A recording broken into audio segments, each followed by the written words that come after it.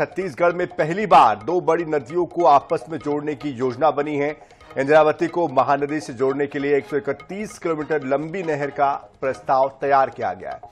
अगर ये दोनों नदियां आपस में जुड़ गई तो बस्तर में बाढ़ की समस्या से निजात मिल जाएगी। साथ ही साथ रायपुर संभाग में सिंचाई क्षमता भी इसकी वजह से बढ़ जाएगी। देखिए किस तरह से इसको जोड़ने से कितने फायदे होने जा रहे हैं इस रिपोर्ट में।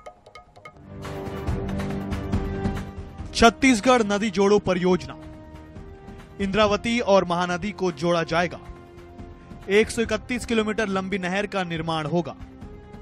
दोनों नदियों के 50% पानी का इस्तेमाल होगा।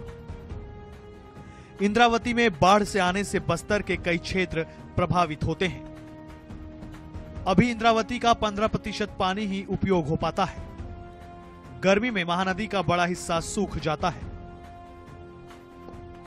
इसके अलावा छत्तीसगढ़ में हर साल गिर रहे जलस्तर ने सरकार की चिंता बढ़ा दी है। जिन बांधों के पानी से पूरा प्रदेश अपनी प्यास बुझा लेता था, उन बांधों के कंठ भी अब सूखने लगे हैं। प्रदेश के कई बड़े बांधों में निस्तारी के लिए भी पानी नहीं बचा है। जिसे देखते हुए सरकार प्रदेश में नदी जोड़ने की योजना पर काम कर रही है, जिससे बड़ी नदियों को इंटरलॉकिंग के माध्यम से जोड़ा जाएगा। इस परियोजना से प्रदेश का जलस्तर बढ़ने के साथ ही सिंचाई क्षमता भी बढ़ जाएगी। इसे लेकर सरकार ने सिकासेर और लोडार का प्रोजेक्ट तैयार कर लिया है। वहीं छत्तीसगढ़ की जीवनदायिनी महानदी को बस्तर की लाइफलाइन इंद्रावती से जोड़ने का प्रोजेक्ट तैयार किया जा रहा है। और पहली बार छत्तीसगढ़ में हम इंटरलिंकिंग का प्रोजेक्ट हम लेकर के आए हैं। सिकासेर कोडार का हम लोगों ने प्रोजेक्ट तैयार कर लगभग कर लिया है और उस पर जल्दी से जल्द हमारा सरकार आगे बढ़कर उसको कार्रवाई को अंजाम देगा।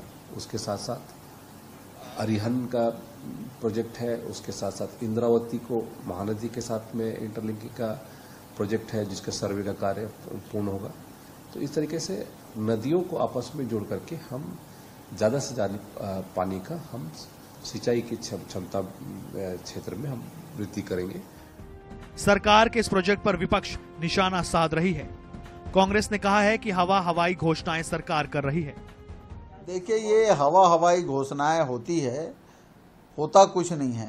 धरातल में कुछ काम दिखे तो उस पर कोई टिप्पणी किया जाए तो कोई टिप्पणी करने लायक है नहीं। खाली बोलने के अलावा दूसरा कोई काम भारतीय जनता पार्टी नहीं कर रही। बांधों के गिरते जलस्तर ने सरकार को सोचने पर मजबूर कर दिया है।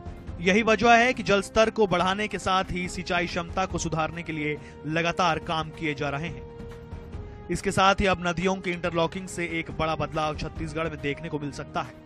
अब देखना होगा कि आखिर सरकार के इस फैसले से प्रदेश में पानी की समस्या किस हद तक कम हो पाती है। स्वप्निल गौरखेड़े, INS 24/7, रायपुर।